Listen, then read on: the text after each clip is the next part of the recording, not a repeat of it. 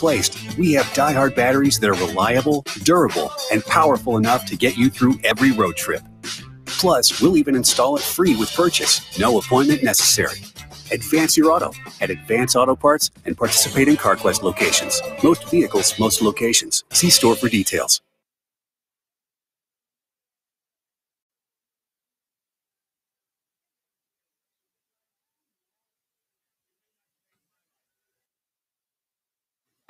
At 10 a.m. Gabe Sterling in the afternoon off. We'll be joined by Steve Walls in just a little bit, but wanted to dedicate today's show to someone very special who, if it were not for him, I wouldn't be talking to you right now on this station or this radio, if at all, because he got me started and got me in this direction to where I am, where you see right now. So those of you all listening to us on the radio, appreciate it. Those of you listening online, watching via social media, if you want to, you can give us a call at 913-491-8255.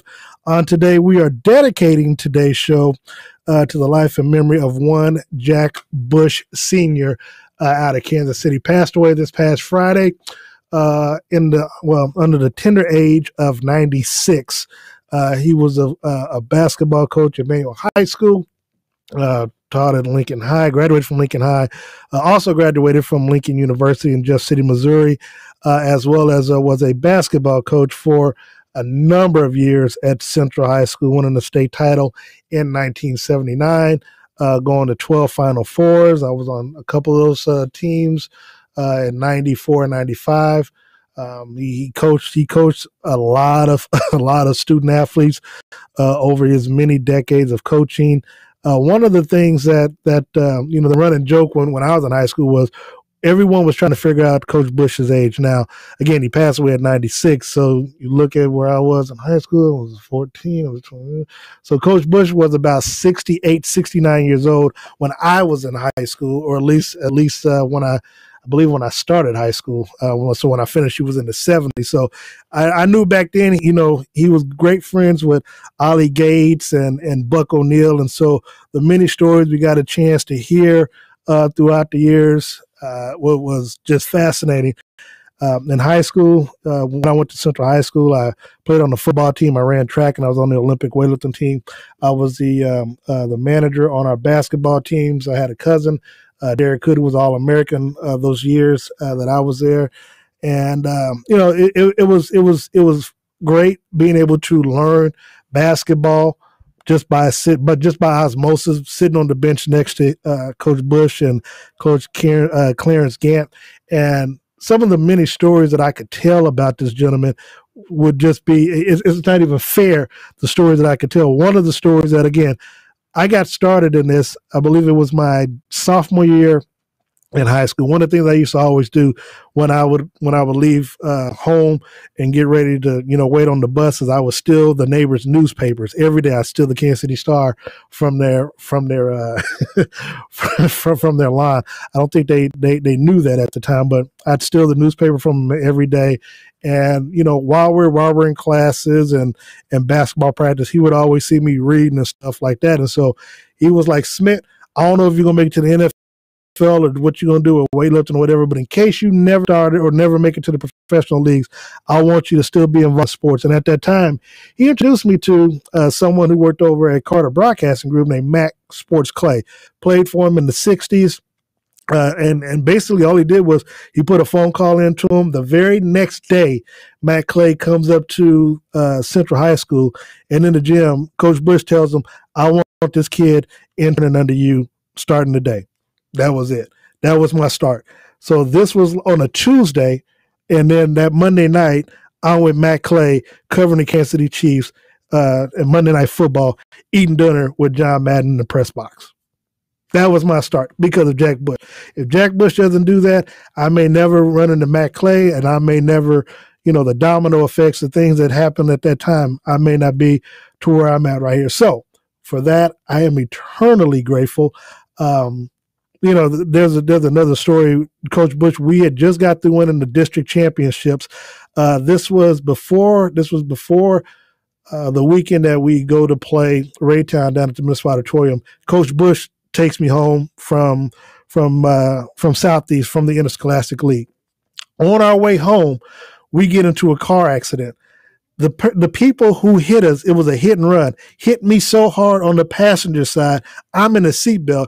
I end up on Coach Bush's lap. Now we have to admit, I had to tell Coach, look, now we don't tell the story too often, but that's how hard they hit me. And of course, Coach Bush got paid for the damages vehicle. I never got my cut of the check. I'm still a little salty about that, but it's all in good fun.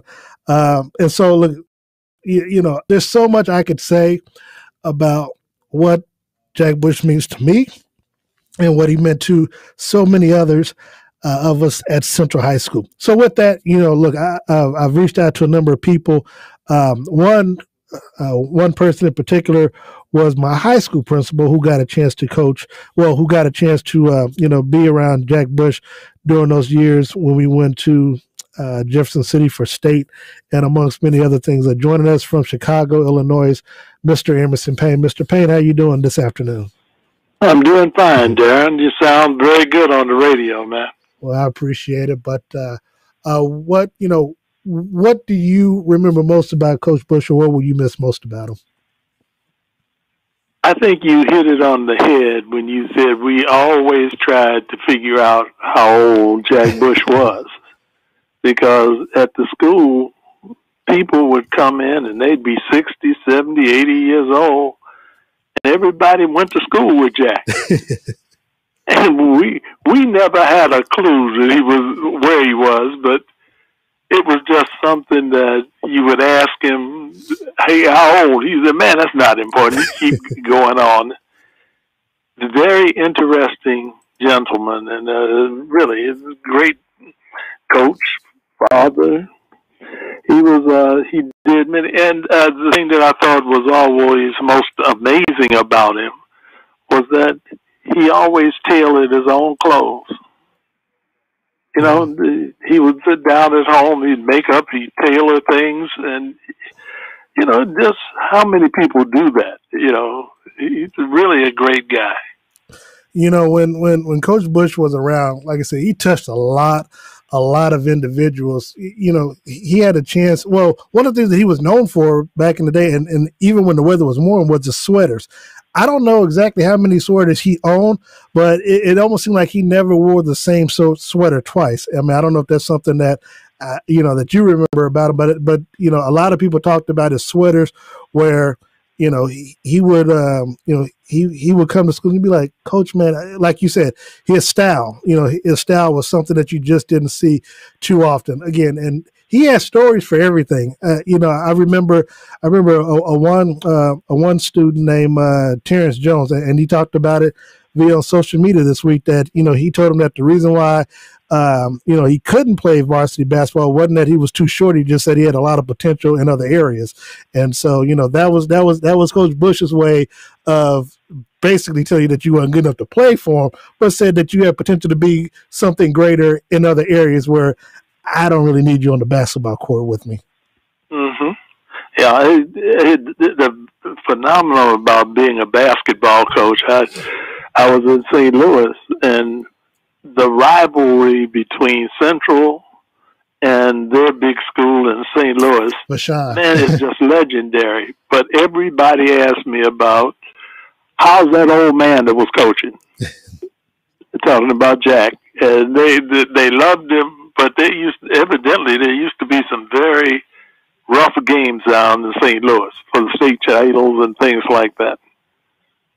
Yeah. Now, you were, of course, the principal during the time where Central took on Raytown down at the Municipal Auditorium. What do you remember most about that game? I have never seen, and I'm going to tell you, some of the people that came in, that game was jammed. It's the biggest attendance they ever had in the city, in Kansas City, for a basket at that time. People had come in from other states.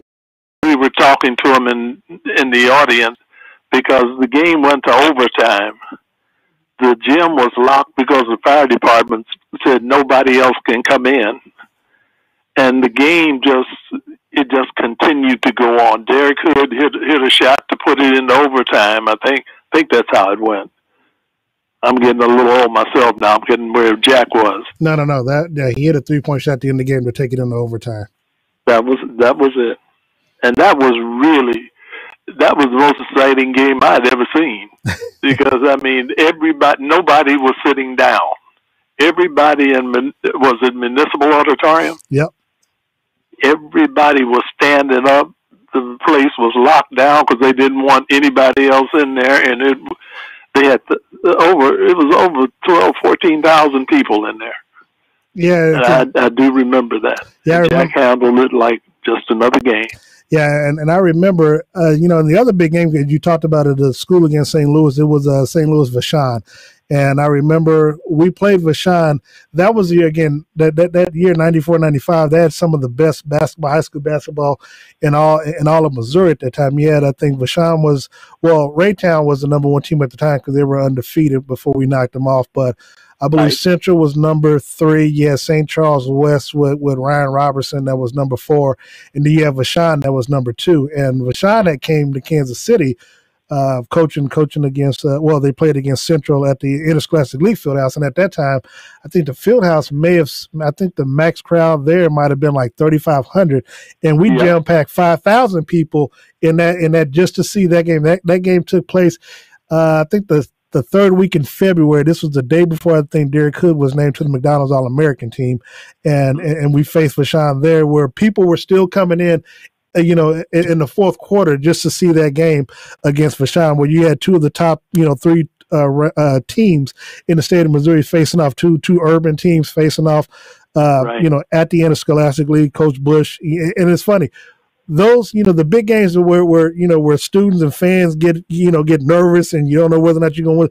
Coach Bush never sweated it one bit. I mean, to him, everything was just another game to him. And I remember most about that year, and that year we should have won state, and I think had a situation not taken place, I think the team would have leave that alone. Yeah, you may or may not remember what I'm talking about, but what you talking about? Yeah, exactly. The kid's name was Larry Porter. And Coach Bush, and I think Coach Bush took him out the game or whatever, and he got upset. And then, we're in the locker room after the game, and Larry Porter's just going off on Coach Bush. And Coach Bush just, kindly just lets him know, okay, you don't have to play for me anymore.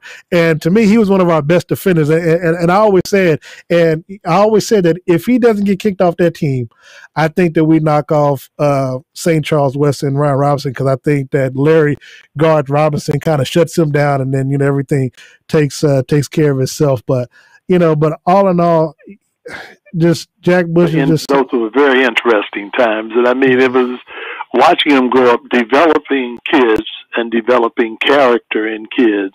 It's an art, and he had a way of doing it. Yeah, and knowing that a lot of kids came from broken background and single parent households, he took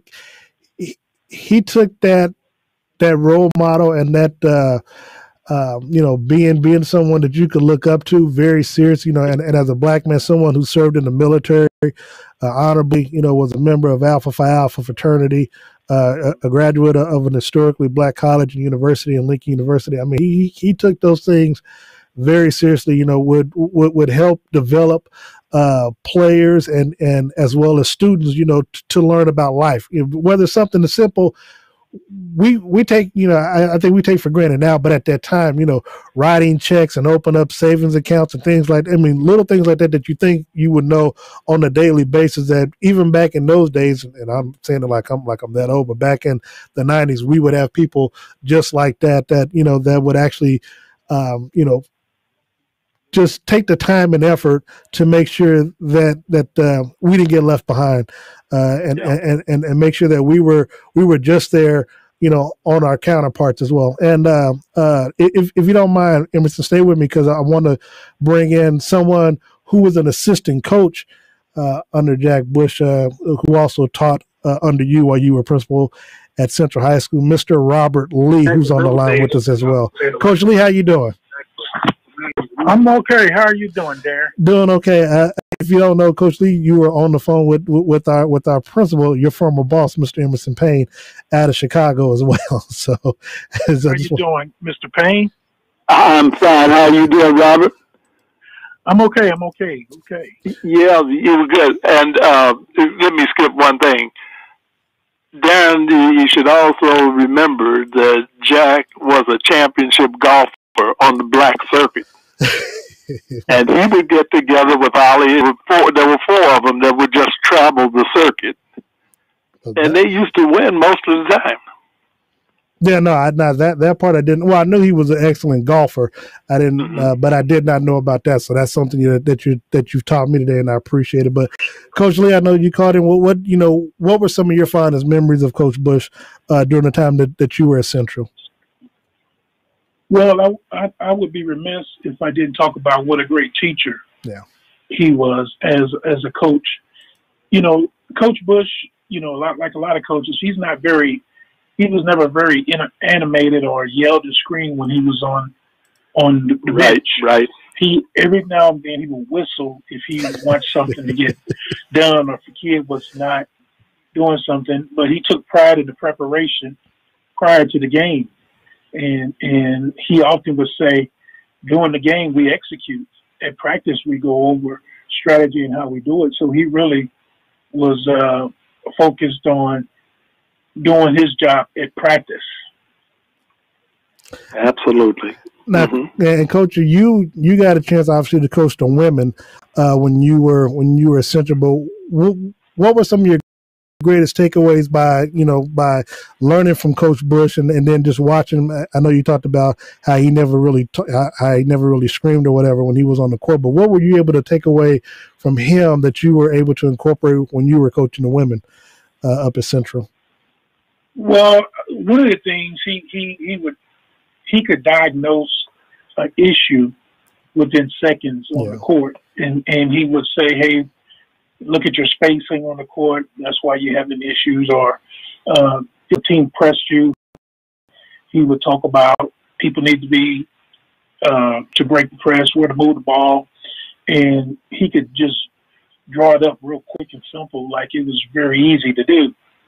So he was, a legendary X's and O's person, and I don't think a lot of people commend him for that. I'm sure he had some talent, but there were some teams that had talent that won districts and won conference just on his ability. I know one year we took a team to state, and I doubt if we had a player over 6'3". So he was really excellent at coming up with a strategy for his team and use their skills and their access to build a winner. Now, Coach Lee, one of the things that I mentioned before you came on is that Coach Bush was a lifelong member and a life member of your fraternity Alpha Phi Alpha. Talk about Coach Bush and his dedication to service and community. Alpha Phi? No, we said Alpha Phi Alpha. Talk about his service to the community outside of the basketball court. Well, that was tremendous as well. He was a member of Alpha Phi Alpha, member in Beta Lambda. He was a part of service throughout the city, and a lot of people don't realize Coach Bush also donated not only his time but his money to a lot of charitable events, and was a community person. A lot of people don't recall he was also a red coat for the Chiefs. He was just a figure really bigger than a lot of people really know. And not only that, Coach Bush was hilarious. He would say things that were funny, very witty, and kept people on their toes. I know a lot of times he would, I mentioned this before, walk into a room with educators and say, "Keep the seats. I need no one." Or he would hold your applause. So he had a lot of insight, a lot of wit, a lot of caring for the community, and he is a tremendous loss. Right. I can agree with you, Robert, because he was somebody that when I came to Kansas City, I didn't know. And he was, of course, one of the first people I met there. And from what he was doing, that's why, I mean, just sitting and talking to him about the city itself, especially Central, he loved Central. He used to tell me about the hole in the ground when they were building. It's just it's a wealth of knowledge and a wealth of caring for the community, the people, students, teachers, families. Really a great guy. I agree with you. It's a great loss.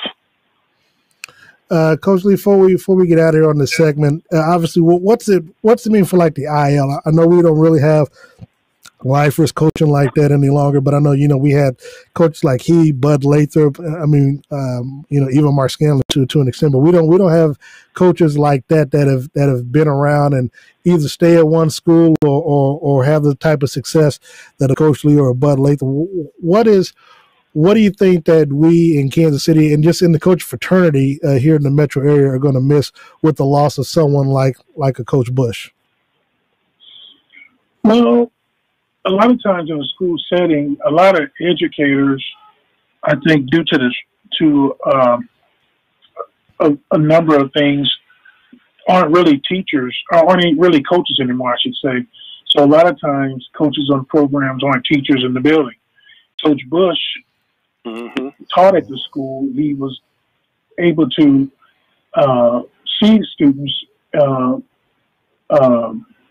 build relationships with students, and he was there at the building. There are a number of schools now that the coach is not really a person who works in the building. And I think that is missed in coaching circles, that aspect of your coach is also your teacher at school is something that has been lost. Now, I do want to ask you, Coach Lee, and of course, Mr. Payton, you can speak more to this than probably he can, but because we're finding out that Coach Bush was literally 96 years old when he passed away, that would have meant back in, let's see, what is 2020? That means late 70s. Yeah, so, yeah. Unbelievable. That being the case, was it, now, I know we talked about it being kind of a running gag on how old he actually was or how old he truly was, but did the school district have something in place where they kind of force teachers out at a certain age? Because obviously, with nobody really, really caring or checking to see how old he really was, the fact that he was able to coach as well as he did in the 70s, late 70s, as well as, teach and still have all his faculties or anything else. I mean, is that something that comes as a shock to you all, that the fact that, maybe nobody really knew how old he was to maybe force him out or anything like that during the time that we were there? There was never any talk about forcing him out. No. And I'm not sure there was never a discussion about him being too old. We just wanted to have some idea what age was he? Because I remember one of the English teachers came in and she said Jack went to school with her uncle, graduated from Lincoln with her uncle. And we're saying, golly Moses, now, this is when the age was always, that's why everybody was trying to figure out, you've been there longer than Methuselah. How old are you? And that was Jack. He would never tell us. He'd just go on. Oh, man. But a wonderful thing for kids to see, and he cared that kids knew he was sincere in his actions with kids, and he would help them far beyond many times what they knew was right in front of them. Oh, man. As well as the adults, I would say, Darren, a lot of things, a lot of people don't know, Coach was a teacher. He taught me the game, and Coach Gantt would also say that he would share with me, I've coached and I played all this year, but something Coach Bush just told me I never knew. He said that to me on a number of occasions, that just the depth of knowledge that Coach Bush had.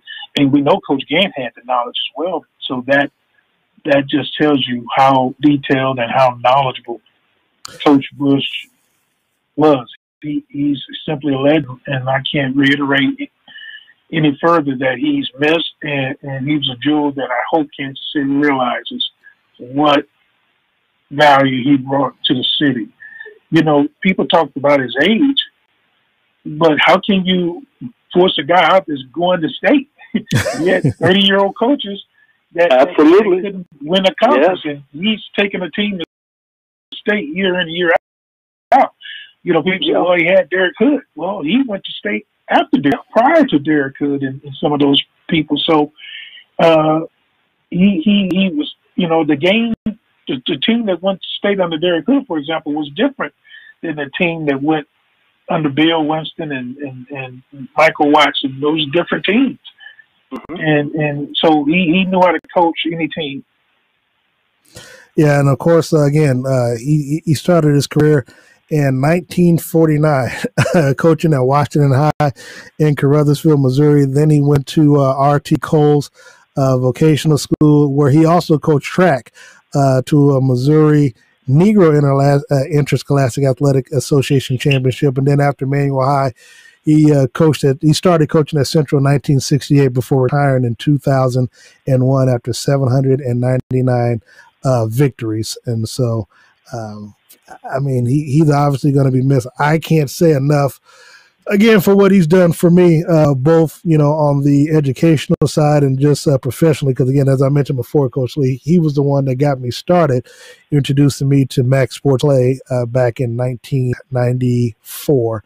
I believe it was, my sophomore year in high school, where he got me involved with him. And then that next week, I'm sitting in the press box eating dinner with John Madden, covering Monday Night Football for the Chiefs. So, it's something I'll never forget, both he and Matt Clay getting me started in the business. Jimmy, I want to thank you so very much for taking this opportunity for us to just kind of eulogize, so to speak, Coach Bush and what he meant, not only to us, but to student athletes in the community as a whole. He will be tremendously missed. He's tremendously loved. We send our thoughts and prayers out to the family. Amen. And, his services will be Monday, December 7th at 10:30. It'll be virtual streamed at mstcsunset.com.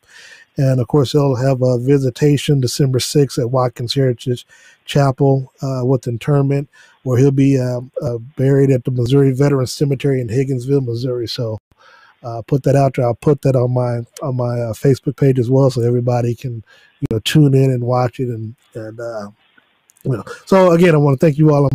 I have to go to commercial so I don't break down or whatever. So, but I want to thank you all so much for your time. And anytime. Thank you. And we come back, we're joined by Steve Walls, and we'll take a look at last night's game.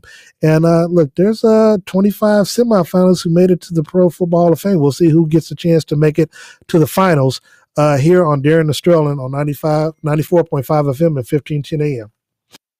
Foley Equipment is your trusted source for Caterpillar equipment. Whether you're looking to own or rent new or used equipment like skid steers, mini excavators, wheel loaders, or attachments, Foley Equipment has what you need to get the job done. Right now, lease a new 239D3 Cat Compact Track Loader starting at $475 per month. Visit your local Foley Equipment store today or call 855-CAT-DEAL. That's 855-CAT-DEAL. Another reading from the Golden Oak Lending Book of Mortgage Lingo. What is a cash-out refinance? It's doing a cannonball from your porch. Watch out! That new car smell. A new college graduate in the family. With a BA in business and a minor in medieval Renaissance poetry. Reading the words, paid in full. Woohoo! Did it! At Golden Oak Lending, we speak mortgage and love translating it for our customers. Right now, rates are at a low 2.5%. Call 913-890-GOLD or visit us online at goldenoaklending.com and talk with an experienced local loan officer who will guide you every step of the way. NMLS 114937, 2.5% fixed, 2.655% APR on conventional 15-year mortgage with 30% equity and approved credit. JLB Corporation, 8595 College Boulevard, Overland Park, Kansas. Your home for Sporting KC. Sports Radio 810 WHP. Espinoza runs up, and he is turned aside by Tim Melia. Melia saves all three penalties. Tim Melia is superhuman. Follow the biggest sporting events on Kansas City's favorite radio station, Sports Radio 810 WHB. When do you think about your insurance? Chances are it's when you're paying your bill or filing a claim. At Briar Payne Mead, we always think about your insurance. It's what we do. Buying a car, having a baby, building a home, starting a business. Then it's time to call BPM at 913-681-099 or visit us on the web at bpminsurance.com. Great service and extremely competitive rates from the top-rated companies. Briar Payne Mead, 913-681-099. That's 913-681-099. Hi, I'm Jordan, president of Digital Lagoon, a web and design agency. This year, I'm proud to be celebrating 25 years in business. Here at Digital Lagoon, we can provide you with a strategic digital marketing strategy. With the implementation of social media, SEO, and online advertising, these programs are proven to improve your website traffic. Let us collaborate with you to structure a plan and cut through the digital noise. Check us out at lagoon.com. That's lagoon.com.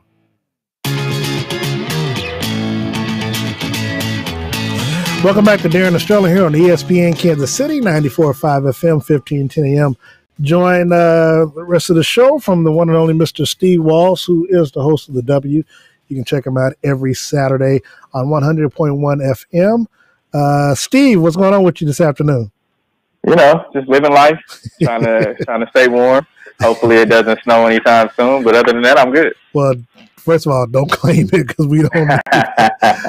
Look, man, wanted to first, get your thoughts. I know we both on the Red Hour yesterday, we had Tampa Bay winning, though we both, to our credit, and probably to our demise, we did say that we would not be surprised if the Rams, who can get after Tom Brady with just 4 players, would get to him and they could suffer a loss, which they did. They lost 27-24. Brady did not look good at all. We saw what the Rams defense were able to do. Is that something that the Kansas City Chiefs can duplicate? Now, we know what they could not do Sunday against the Las Vegas Raiders. Is that something that we should be able to see Kansas City's defense do against Tampa Bay on Sunday? You like to think so. I mean, if it's not broke, don't fix it, right? So I would just say to that point, Steve Spagnuolo should just take notes. I mean, you have the players to do it. Let's face it, you do. Get Frank Clark, Chris Jones. You can get push-up, Mike Pinnell, Derek Nottie, those guys. I mean, your front guys, the front line of the defensive line. I mean, the defense. They are high-paid guys, and to know that about those guys, they will be able to get the push that they need. It's just, you can't take plays off, can't take it for granted, and just thinking about the different conversations we've had over just the past couple of days from watching the team on Sunday, you can tell that there is a little complacency there. There's a little complacency to the aspect of, okay, well, Frank is like, and maybe I can take this play off because I know Chris can get it done. Or Chris is probably like, I can take this play off because I know Frank can get it done.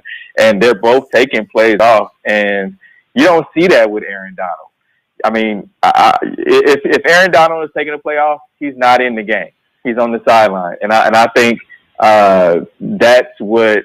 And I was hoping that these guys would be taking note as well. Because I'm watching Aaron Donald, I'm like, man, how is he getting after the quarterback, being double teamed and triple teamed, and he's still being a factor in the game? And it's just the willpower, man, and these guys need to take note of it. Now, Steven, to that point, Aaron Donald didn't even register in the stat sheet last night, but yet and still his presence alone, allowed other players to make plays against Tom Brady. He was only sacked once, but they forced him, but the pressure that they got on him forced him into 2 interceptions. Now, my biggest concern is of course, look, when you look at the offense, Todd Bowles and that defense, as talented as they are, they have not looked well, against teams that are, I guess you could say, pretty good, including the Rams and the New Orleans Saints, and I believe, well, no, they don't play the Rams again. But when you look at that, what do you expect from Andy Reid against Todd Bowles' defense, especially if he's not going to try to blitz the way that the defense played against the Rams last night? Just going off of what Andy's done earlier in this season, I think that he's gonna do what he's been doing, and what I mean by that is Patrick Mahomes is going to take what the defense is giving him. If they're not going to get beat over the top, he's going to take the little under route. I believe Sammy's going to be back, and of course you still have Travis Kelce. So if Todd Bowles is not going to be able to get beat deep, which I think that's what the plan is, you're going to see possibly some Le'Veon Bell and Clyde Edwards-Helaire action. Now I know Andy didn't when we talked last week. We thought that Le'Veon and Clyde were going to both be out on the field at the same time. However, they haven't made that happen, and you really didn't see a 1-2 punch from Clyde and Le'Veon.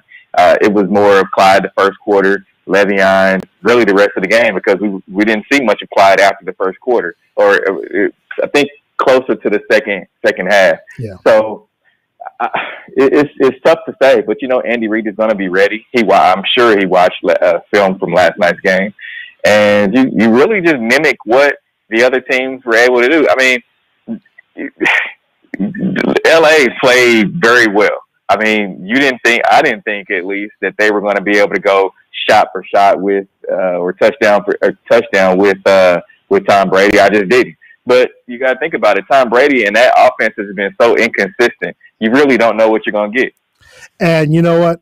That's what worries me about Sunday. Now, I know we both got Kansas City beating Tampa Bay this weekend, but again, we thought they were going to win last night. Tampa Bay is going to be much more desperate this time around. They needed to they needed to win the game last night to try to stay somewhat close to New Orleans. Now, now that they've lost, obviously we expect Kansas City to beat them this weekend, but if they do, look, they're going to come in desperate. We talk about, offensively what they should be able to do. Now, because our defense has not played up to what we would consider expectations. I know we have a colleague of ours on our show who thinks that the Chiefs haven't faced adversity, but we'll mess with you about that next week. But in all seriousness, though, I do want to go back to look. If our defense continues to play like they played against Carolina and like they did Sunday night, I mean, this game against the Bucs really shouldn't be a close game, Steve, because we already know that they're not going to get that much pressure, or they're not going to send that much pressure on Patrick just based off of what they've done, the last couple of weeks against the Rams and the Saints. And we know that if they try to pressure Patrick can beat them one-on-one. And we know with their young corners, they can get turned around and inside out very quickly. What concerns or do you have any concerns about Tampa Bay's offense being desperate coming into this game, knowing that they've lost 2 games in a row and they keep falling further and further behind New Orleans in the division? The concerns that I have is the back end. Juwan Thornhill, he wasn't out there. He was limited to the reps that he got in last night's game. I think he only got he was in the game for 11 snaps. Which he's been playing 90% of the time. Now, I don't know if he's re-injured his knee or what's going on, but these guys aren't playing with that championship swagger, so to speak, of what they've been playing with before. I mean, last year, that's all Tyrann Mathieu talked about is championship swagger. We don't see that. We don't see that aggressiveness from the defense to where they're taking it to people. And I mean, think about it. Last year, Frank Clark, he talked a big game, right? Yeah. And he backed it up.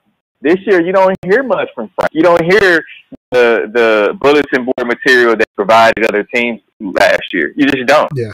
And I'm trying to figure out why that is. I know it's a complacency, but for some of those guys, it just looks like they're either tired or just, weren't there mentally. And I mean, we talked about that a little bit last.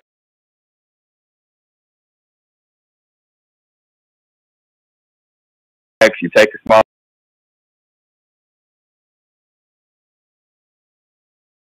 every to get tested. So aspect, which is different, and the defense just seems different. They're not being consistent at all. He was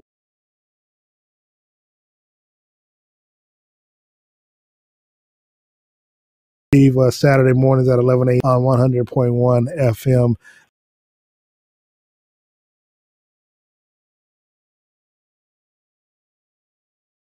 On the radar, but I want to kind of dive more into this part of the discussion is the fact that fans are not able to attend games.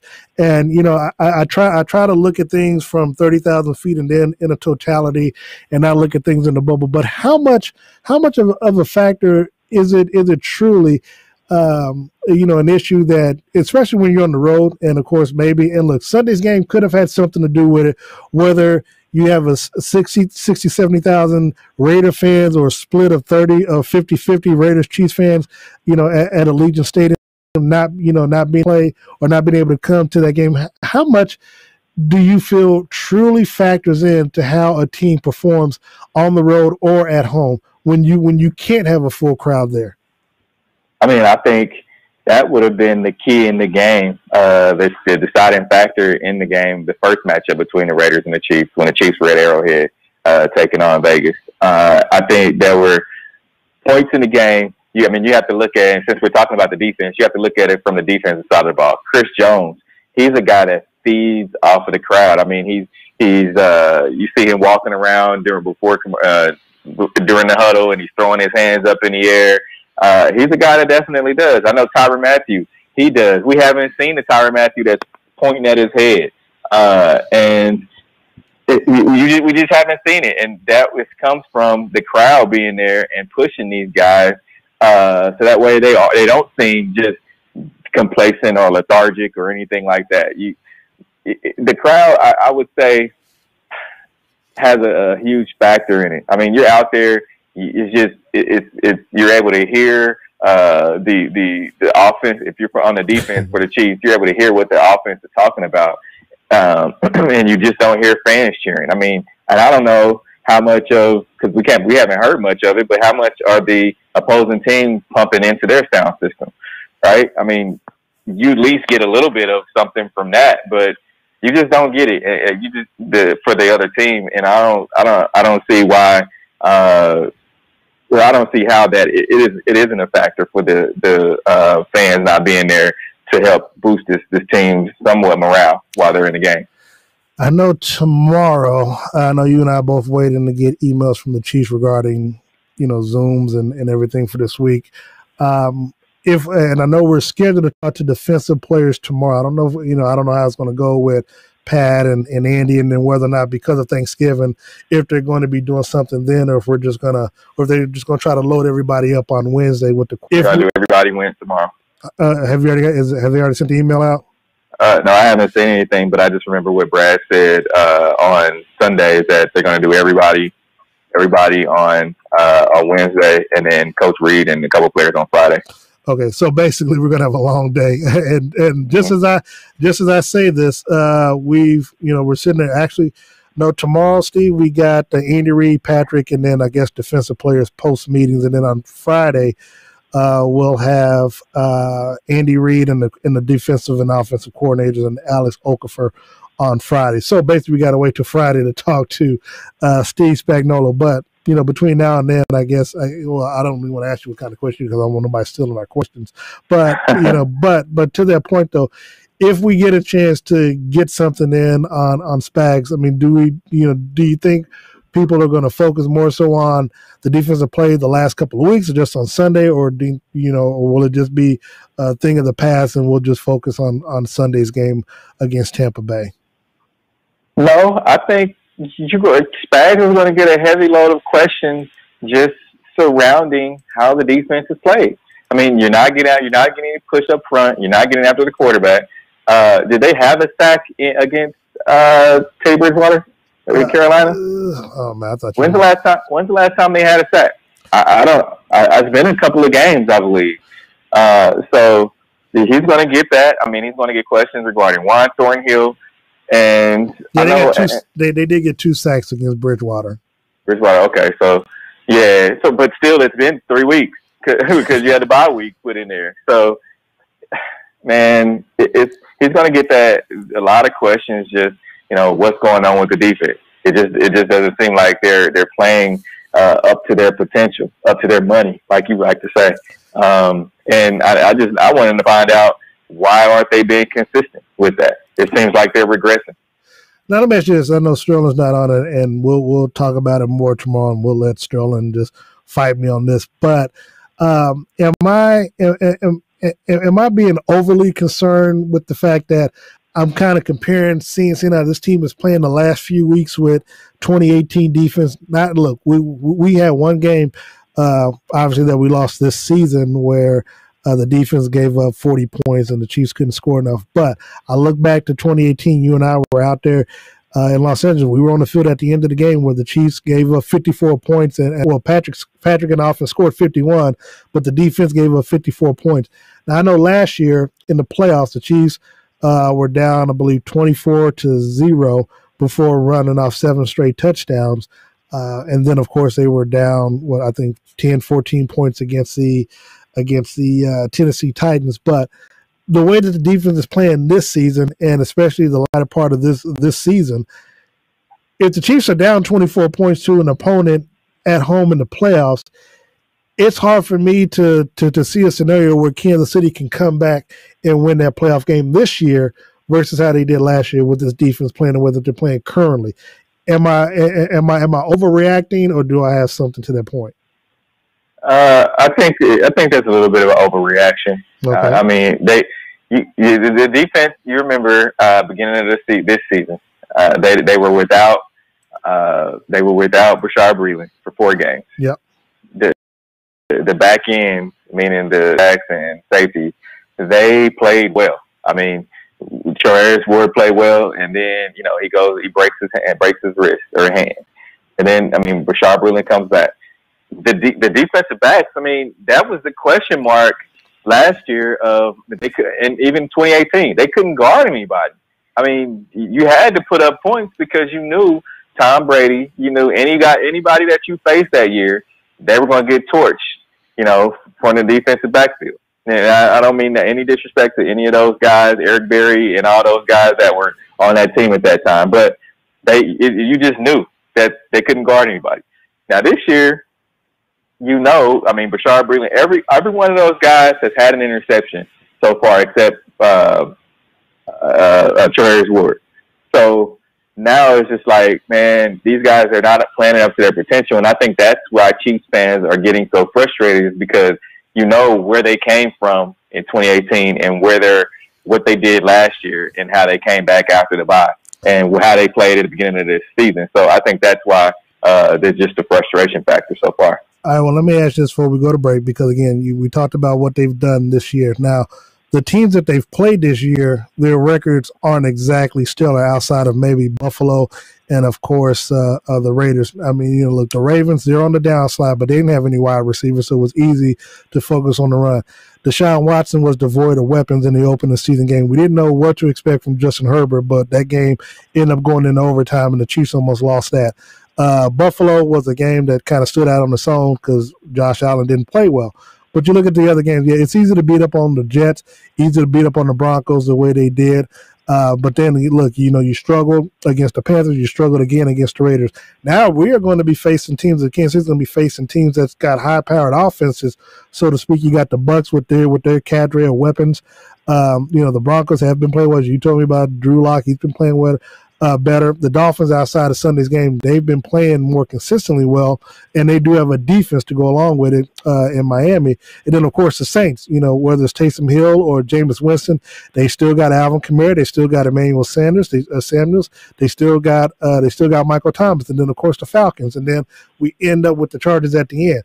I'm not saying it's time to work, but if this team and the defense doesn't get their act together, the Chiefs, who need to continue to win and hope that Pittsburgh loses a game between now and the end of the season, you don't want to be in a scenario where you drop from 2 to 3 in the seeding of the playoff or whatever because of your defense. Yeah, and if we're just talking merely on sacks and interceptions, if that's playing well, sacks come in bunches. Frank Clark says it all the time.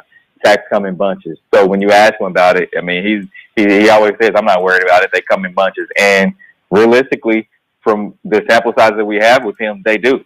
And also Chris Jones. I mean, it just takes one, and then it's all down. And you think about the secondary for this group, they haven't played bad. I mean, they played not up to their standards. Right, not up to the standards that we feel like they should play. So I don't feel like they played bad, but they haven't played good enough to stop teams, if that makes sense. It does. Let's take a quick time out, Stephen. When we come back, we'll close out looking at some of the semifinalists for the Pro Football Hall of Fame. Keep it locked in to Darren and Sterling right here on ESPN Kansas City. Digital Lagoon, big save in the Kansas City Chiefs. Hey, this is Nate Bucati. Big points mean big savings. Just shop Hy-Vee the day after a game and score fuel saver discounts equal to the number of points the Chiefs score and the amount you spend. Cheer on the Chiefs and watch your fuel discount grow with every point they score. Get out your Fuel Saver Plus Perks card and score the savings the day after every Chiefs game only at Hy-Vee. Discount offer with qualifying purchase only. Fuel savings limited to 20 gallons. Some restrictions apply. See store for details. Hey, Chiefs Kingdom, are you hosting a game day watch party? Save time and impress guests with the Hy-Vee Home Gate Packs. Take home tailgating with all the variety you are searching for. From Kansas City barbecue to all your favorite appetizers, pizza and wings, or even a taco bar. Stop by your local Hy-Vee today to browse all the Hy-Vee Home Gate meal pack options for your next watch party. Home gating, made easy by Hy-Vee. Are you using your backyard as a second living room? Don't let all that space go to waste. Now is the perfect time to have All Weather Decks out to design a deck or patio and have it ready for you in early spring. That's right. When the warm weather's back, you're on your deck, patio, screened-in porch. All Weather Decks is a 22-time winner of the Angie's List Super Service Award. Has probably helped out one of your neighbors. Click on the map link on All Weather Decks website and give All Weather Decks a call today at 913-206-1974 or go to allweatherdecks.net and relax. At Crown Toyota, we really are doing something that we love, and that's making people happy. Because that's how we've always done it. And that's how we'll continue driving forward. Epic made possible the 2021 Tacoma. 1.9% APR for up to 60 months or $1,000 cash back. Excludes TRD Pro. Does not include $299 dealer fee on approved credit. See dealer for details. Offer ends 11/30/20. Crown Toyota, 3400 South Iowa, Lawrence, Kansas. My name is Brad Corus. As a business owner in Kansas City, I want to invest my time and resources in things I believe in. Something I strongly believe in is a local agency called Community Link, and here's why. Community Link has been ending homelessness for families for over 30 years, providing shelter and programming so these families can get a fresh start. By joining hands with Community Link, Brad Corus Painting is helping to build a better Kansas City. Call 816-595-5553 to schedule your visit. Hi, I'm Jordan, president of Digital Lagoon, a web and design agency. This year, I'm proud to be celebrating 25 years in business. Here at Digital Lagoon, we can provide you with a strategic digital marketing strategy. With the implementation of social media, SEO, and online advertising, these programs are proven to improve your website traffic. Let us collaborate with you to structure a plan and cut through the digital noise. Check us out at lagoon.com. That's lagoon.com. All right, we are back here on Darren and Sterling here on ESPN Kansas City, 94.5 FM, 1510 AM. Once again, dedicating the show in the memory of former Central High School basketball coach Jack Bush. Steve, in their first year of eligibility, Peyton Manning, Charles Woodson, and Calvin Megatron Johnson lead a list of 25 semifinalists for the Pro Football Hall of Fame class of 2021.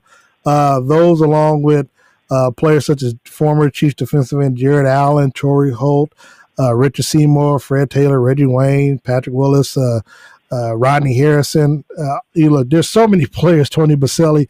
Who do you think makes it to the final five, so to speak? Cool. Yeah, there are a lot of players, man. Charles Woodson and Peyton Manning are pretty much locks. You don't think Megatron is? I don't know. I don't know. I think maybe Cornelius Bennett, Richard Seymour. He's another big name on there. Wayne. I mean, wouldn't it be nice to see Peyton and Reggie Wayne going together? I think it would. Darren Woodson out of Dallas, and of course Brian Young, defensive tackle Brian Young. I think he was with the 49ers. I mean, of course, you look at Ronnie Barber for Tampa Bay. I mean, those, and then of course the general manager for the 49ers, John Lynch. You know, so many players that have an opportunity. Look, I do believe players such as Richard Seymour should have gotten in before Cornelius Bennett. Of course, he was a great defensive lineman along with Bruce Smith, who were like the cornerstone of that Buffalo Bills defense in the 90s that went to 4 straight Super Bowls. I think he should get in. Rodney Harrison, along with Richard Seymour, they were catalysts for 3 Super Bowl titles for the New England Patriots in the early 2000s. I mean, there's so many deserving players that Yeah, another name that sticks out is Hines Ward. Yeah, I mean, he's just a guy. I think he's another lock guy that's going to get in as well. Really? Because he should have. Yeah. But that's the case. He probably should have got in last year. He should have. I know, but I think this year is. Sometimes you got to wait your turn, and this might be one of those years, man. I think he'll be in. The one good thing, of course, is because of some of the things that went on over the year, they got Tom Flores, who's going in as a coach next year, Bill Nunn as a contributor, and Drew Pearson from the seniors committee. Steve, I want to thank you so much. We'll do this again tomorrow along with Sterling. We'll have our Thanksgiving picks along with our Week 12 slate of picks for Sunday's games here on Darren and Sterling. So for Steve Walls, I am Darren Smith. I want to thank Coach Robert Lee along with Emerson Payne for sharing their thoughts and memories of the legendary basketball coach Jack Bush, who, once again, without him, I would not be here on this microphone right now. So until then, I want to thank everyone for tuning in on the radio, social media, as well as online. Please wear a mask, social distance, and stay safe. Until tomorrow, have a blessed day.